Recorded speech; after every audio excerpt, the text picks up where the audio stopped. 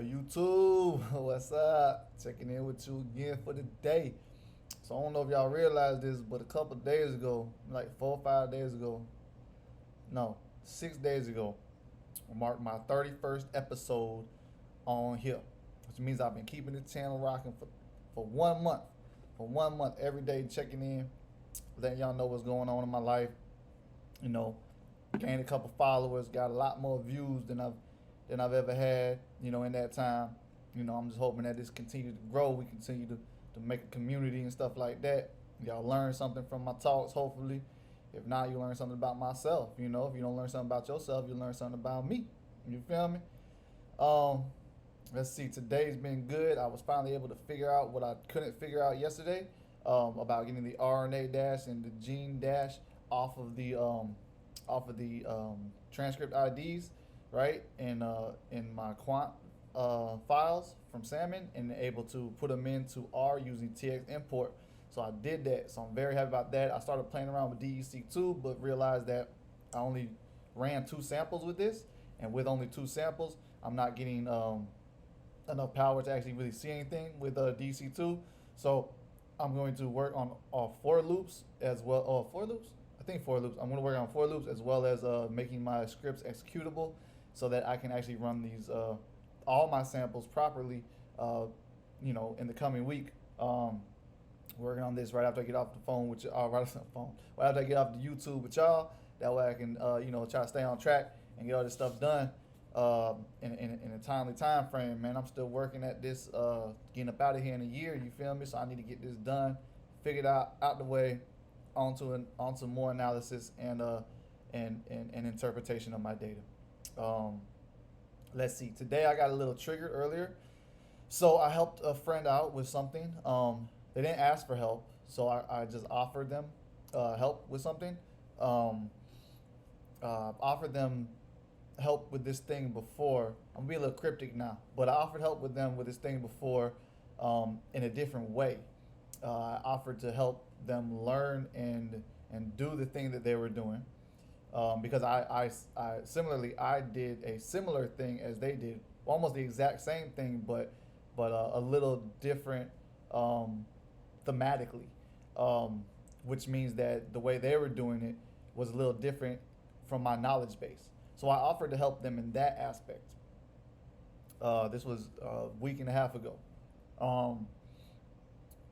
Well, they've since it seemed like at first they were a little hesitant, but since they've been calling me and asking for some guidance, and I've helped them along the way. But really, they learned most of it by themselves on how to figure out, how to do what they were doing.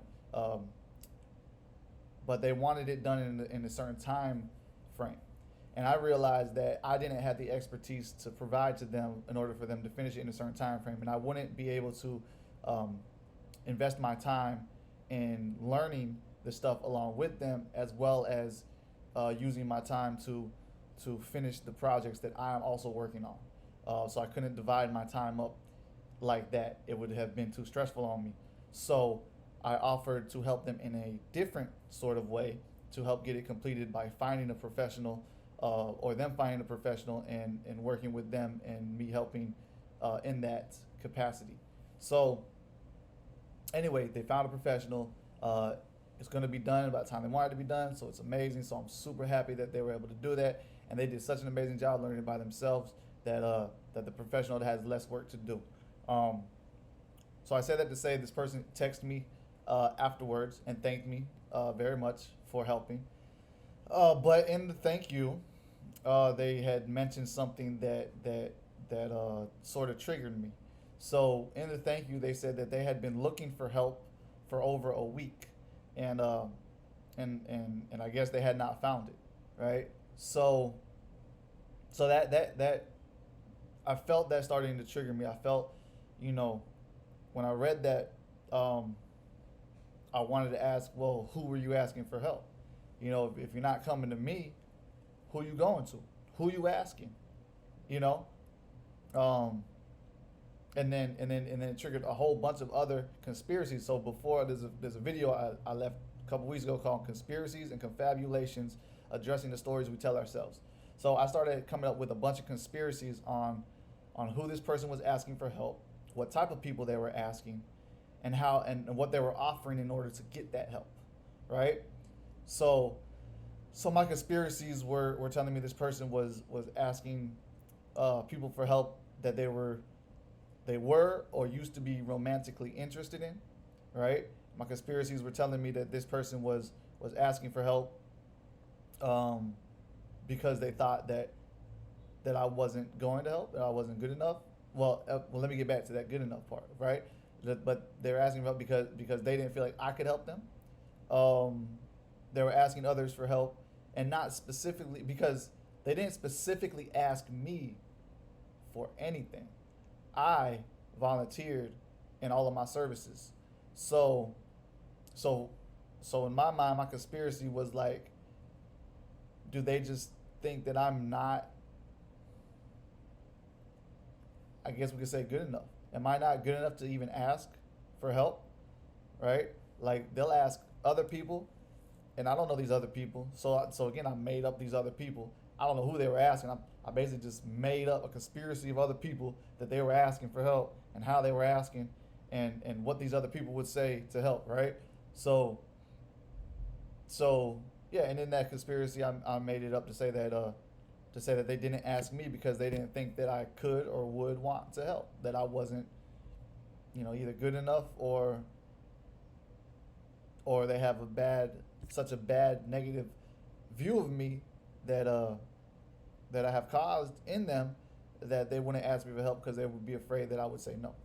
So anyway, when I got the text message, I was gonna address it. I was right away. First off, like before I even noticed I was going down the wrong path, my first instinct, my first response was to address it right then and there and say, "Well, who did you ask for help?" Like completely ignoring the rest of the. It was a long text. Completely ignoring all the rest of the text about how happy they are that I helped, about how they're so happy that I stood up and came forward for them, and how they're so much appreciative. Ignored all of that, pinpointed on one sentence that said I was asking others that I've been asking for help for over a week, right? And wanted to just nail that one. Well, what did you mean by that? Who did you ask? How did you ask? Why did you ask? Why didn't you ask? Right?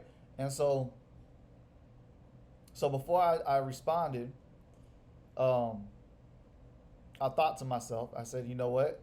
I said, I feel this way. I said, it's okay. It's all right for me to address this. I said, but not in the manner that I'm going, and not right now. Right now, this person is very happy and um, very happy in the way things turned out. So for me to address this would be to add undue stress and possibly harm onto this person. And I don't want to harm or add stress to this person. So I wanted to celebrate with them in their celebratory moment. So instead of saying anything like that, I said, you're welcome, congratulations. I put a little GIF emoji in there, you know what I'm saying? Instead of saying anything, I reply with like, you damn right, that's what's up. You got this. You know what I'm saying? But even before I replied, I wrote in my journal. So I keep a journal. Um, keep a journal. Hopefully that was quick enough where you couldn't have paused it. But anyway, keep a journal of my thoughts, and not my thoughts, but more so my feelings. So my therapist has told me that keeping a journal is very good. For me, what it does for me is it helps me slow down in my response time. It gives me a minute to step away from the situation, write down the situation, but not just the situation, not revisiting and retelling the situation, but basically writing down my feelings of the situation, what I felt during the situation. That's what helps me. Not rewriting the situation, because that'll just bring up the same feelings I had. It'll just make me relive it. But actually writing down the feelings I had while living in the situation. And so I wrote in there that I was feeling, that hurt me because they were seeking help for someone else. And basically that all stemmed back to, and I realized as I was writing, that stemmed back to me having a deflated view of myself at times, especially in this moment. I was feeling that I wasn't good enough. Like, why else would someone seek help somewhere else and not from me if I wasn't good enough? So, so I wrote it down, realizing that these conspiracies I'm throwing on this person, these these thoughts that I'm putting in their head that they didn't express, are literally coming from thoughts that I have and insecurities that I have of not being good enough, not being enough to be there for someone fully. And so I put that on that person, and that wasn't okay. Um, and as I was writing, I wrote some more, and I realized that